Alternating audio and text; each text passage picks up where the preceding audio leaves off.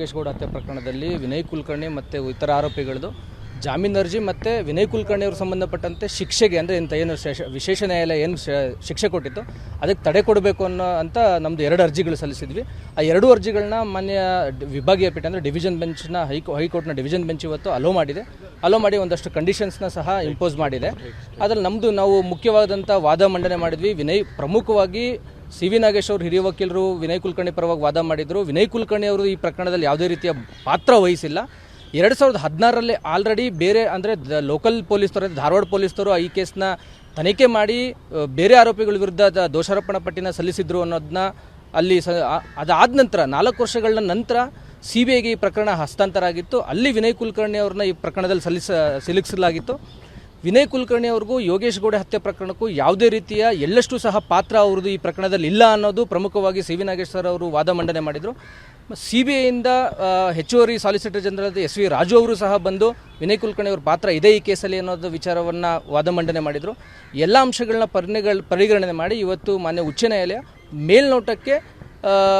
ಮೇಲ್ನೋಟಕ್ಕೆ ಸಾಕ್ಷ್ಯಾಧಾರಗಳು ಕಂಡು ಬರ್ತಾ ಇಲ್ಲ ಅನ್ನೋ ಅಂಶಗಳನ್ನ ಪರಿಗಣನೆ ಮಾಡಿ ಇವತ್ತು ವಿನಯ್ ಕುಲಕರ್ಣಿ ಅವ್ರಿಗೆ ಶಿಕ್ಷೆಯನ್ನು ಅಮಾನತಿನಲ್ಲಿಟ್ಟು ಅವರಿಗೆ ಇವತ್ತು ಜಾಮೀನು ಮಂಜೂರು ಮಾಡಿದೆ. ಹಾಗೆ ಕೆಳಹಂತದ ನ್ಯಾಯಾಲಯ ವಿಶೇಷ ನ್ಯಾಯಾಲಯ ಏನು ತೀರ್ಪು ಕೊಟ್ಟಿತ್ತು, ಈ ಜೀವಾವಧಿ ಶಿಕ್ಷೆ ಕೊಟ್ಟಿತ್ತು, ಆ ಜೀವಾವಧಿ ಶಿಕ್ಷೆಗೆ ತಡೆ ನೀಡಿದೆ ಸರ್. ಇದು ಮಧ್ಯಂತರ ತಡೆ ಆಜ್ಞೆ ಅಂತ ಹೇಳಿ. ಹೌದು, ಇದು ಮಧ್ಯಂತರ ತಡೆ ಆಜ್ಞೆ ಕೊಟ್ಟಿದ್ದಾರೆ ಸರ್.